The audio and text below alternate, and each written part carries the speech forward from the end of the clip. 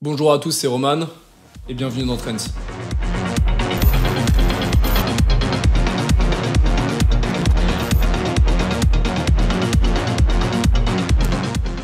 Ok, aujourd'hui je vais parler d'un des items les plus iconiques de la nouvelle vague qui traverse en ce moment le monde de la mode. Je veux évidemment parler de l'archive fashion. Et figurez-vous que par rapport à toutes les modes qui sont apparues au fil des années, comme par exemple la mode des hypebeasts, petit pull suprême, t'as capté, celle-là en vrai je la trouve vraiment intéressante. Je pourrais vous parler pendant des heures et faire des vidéos entières sur l'archive fashion, mais ce que vous avez à retenir, c'est que c'est un mouvement qui a été lancé suite à une prise de conscience générale, et notamment sur l'écologie et donc de l'impact qu'a le monde de la mode sur l'écosystème. On a par exemple l'impact qu'ont les géants de la mode comme Zara et H&M, et donc les gens se sont petit à petit retournés vers les friperies où on trouve des habits pour pas cher et qui ont déjà été portés, donc qui ont un impact écologique moindre. Et évidemment, les initiés, ils ont réussi à hypebeaster le truc, c'est-à-dire qu'ils reprennent des anciens items de collections de designers très connus et ils les revendent à des prix d'or.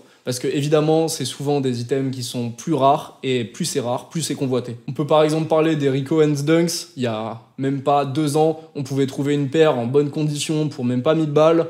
Aujourd'hui, c'est un truc qui se revend pour au moins 5000 balles, et encore pour une paire bien défoncée. Mais si on s'éloigne de ça, on peut avoir beaucoup de points positifs, comme par exemple la plus-value qui est donnée aux vêtements usés, parce qu'on a l'impression qu'ils ont vécu quelque chose et qu'ils ont vraiment une histoire. Mais aujourd'hui, on va pas s'attarder sur l'archive fashion et on va tout de suite rentrer dans le vif du sujet.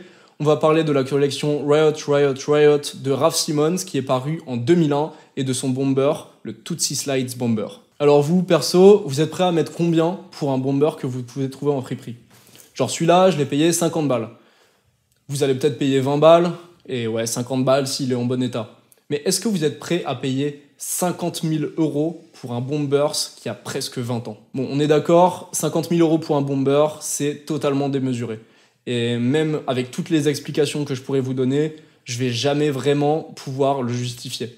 Mais aujourd'hui, je vais plutôt vous donner une explication détaillée et essayer de vous faire comprendre la raison de cette valeur, sans pour autant la justifier. Je vais d'abord commencer par parler des influenceurs. Parce que, évidemment, pour qu'un item soit reconnu du grand public, il faut toujours qu'il passe par la case influenceur. C'est dans le titre, influenceur. Les gens vont naturellement se rattacher à sa personne parce qu'il lui apporte des valeurs positives. Et forcément, s'ils voient porter un habit, ils vont le désirer. Et ça tombe bien parce que l'un des influenceurs le plus influent dans le monde de la mode, c'est Kanye West. Et Kanye West, ça a été l'un des premiers à porter ce bomber.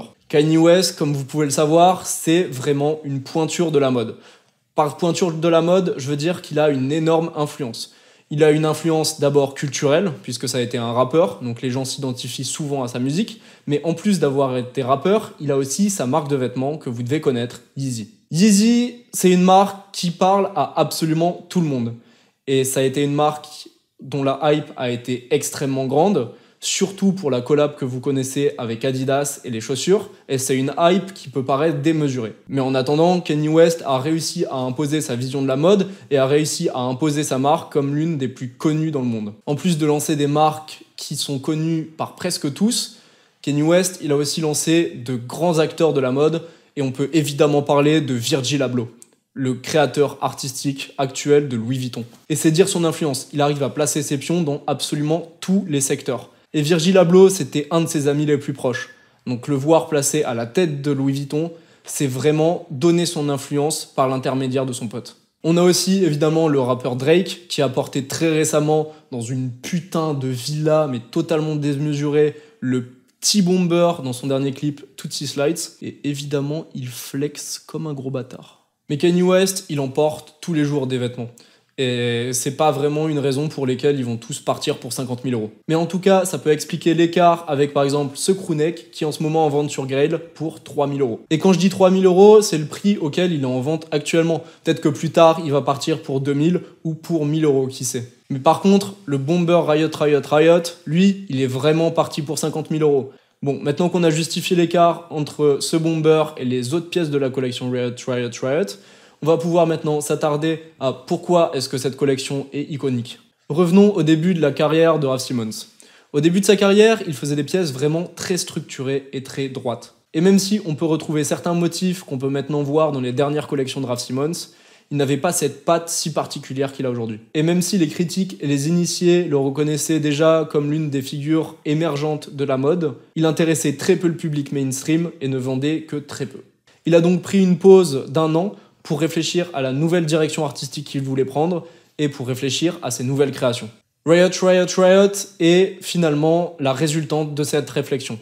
Cette collection présente des pièces streetwear totalement à l'opposé des critères de la mode à l'époque. On peut remarquer beaucoup d'inspiration d'Europe de l'Est, pays dans lesquels Raf Simons a passé une certaine partie de sa vie. On a souvent beaucoup de pièces de récupération, souvent avec des motifs militaires qui étaient très utilisés à l'époque. On avait beaucoup de récupération dans des surplus de l'armée, ça coûtait très peu cher et ça tenait chaud. Et on a évidemment un layering très particulier, typique des pays de l'Est où il fait très froid. Il s'inspire aussi beaucoup de la culture punk, et ça on peut le remarquer sur les différentes pièces présentant de nombreux patchs, et ces patchs sont présents sur le bomber. Ces patchs sont très intéressants pour de nombreuses raisons.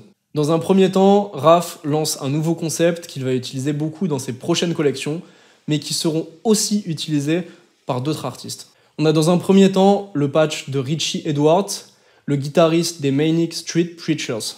Ce patch est surreprésenté dans la collection et c'est un des plus emblématiques. Sur celui-ci, on peut voir le guitariste du groupe, la main tailladée et ensanglantée. En fait, les critiques disaient souvent que le groupe n'était pas assez punk, et pour contrer ça, il a décidé de prendre une lame de rasoir et de faire 4 entailles dans son bras.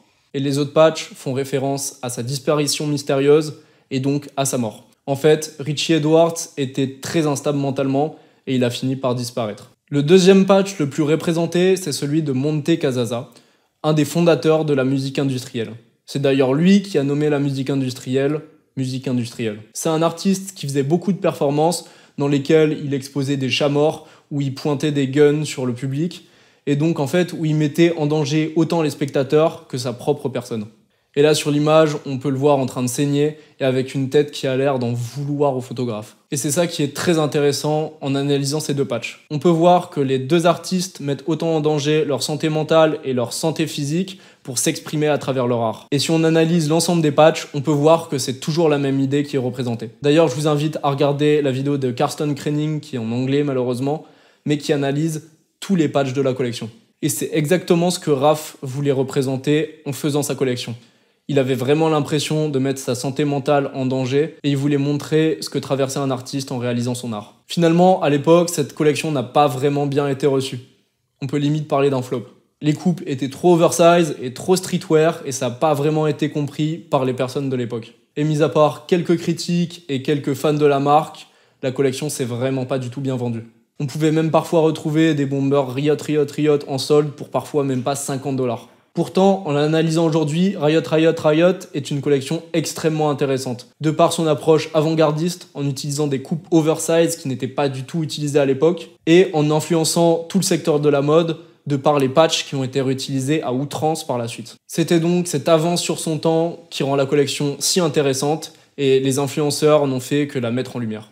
Voilà, maintenant je pense que vous comprendrez un petit peu mieux le prix de cet item, même s'il reste totalement démesuré. Et même si certains utilisent cette pièce pour se faire de l'argent, ça reste tout de même une pièce emblématique et dont son histoire lui donne de la valeur. Voilà, j'espère que cette vidéo vous a intéressé. Je sais que c'est assez surprenant de voir une pièce à 50 000 €, mais finalement, si on creuse un peu, on comprend beaucoup mieux. En attendant, moi je vous retrouve dans une semaine et je vous dis à très bientôt pour un nouvel épisode de Trades.